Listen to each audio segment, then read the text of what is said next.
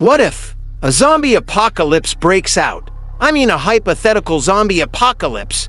The sudden outbreak of a zombie virus would lead to chaos, fear, and survival instincts kicking in. While zombies are fictional, let's explore how such an event might unfold. Remember, this is purely speculative, but it's fun to imagine how we'd adapt in a zombie-infested world. Stay prepared, just in case of transmission and spread. The virus would likely be transmitted through bites, scratches, and bodily fluids. The possibility of an airborne virus would make containment even more challenging. Initial panic and breakdown. Communication networks would collapse due to panic and overload. Supermarkets, pharmacies, and essential services would be overrun. Law enforcement and military would struggle to maintain order. Survival strategies. Get ahead of the outbreak. Move to areas with a small population, fresh water, and temperate climates for food production. Gather supplies.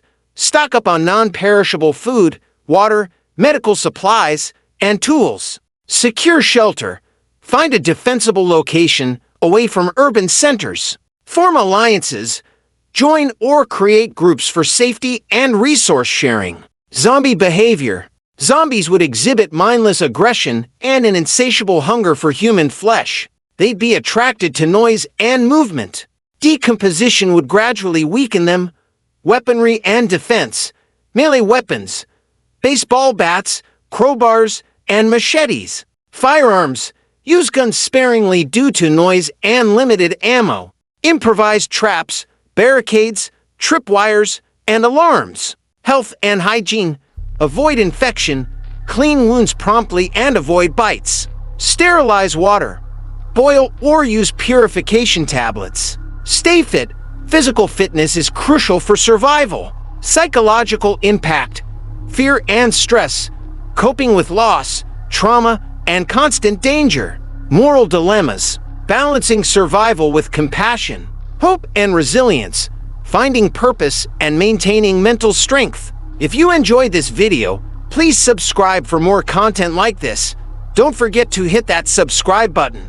How quickly would a zombie pandemic spread? There are 6 different possibilities, according to João V Tomotani from the University of Sao Paulo, Brazil. He crunched all sorts of numbers for geek studies, from the number of humans in a given area and the minimal number of zombies needed to infect them, to the amount of time needed to train the humans in survival skills and the time needed to develop and distribute a vaccine. Those are a lot of variables to handle, and he punched them all into a simple turn-based game to create each model. He found that in no scenario zombies stayed inactive for long, being either reanimated, destroyed, or cured very quickly, meaning a zombie pandemic will always spread relatively quickly as long as there are living people to contaminate. Or, as Tomotani bleakly summarizes, all humans have a chance of becoming a zombie. Here's our best-case scenario.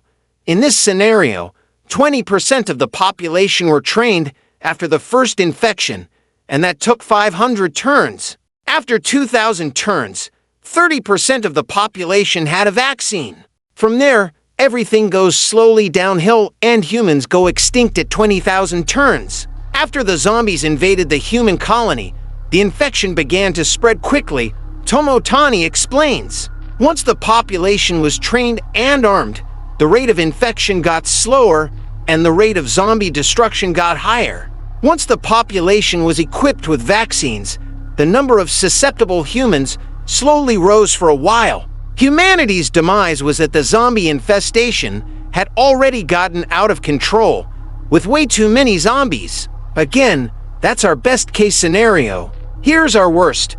This is what happens when it takes too long to arm a population. As Tomotani writes, once the population was trained and armed, the number of zombies was already overwhelming and there was nothing to be done. Humans became extinct after close to 1,000 turns, and more than 7,500 zombies were left at the end.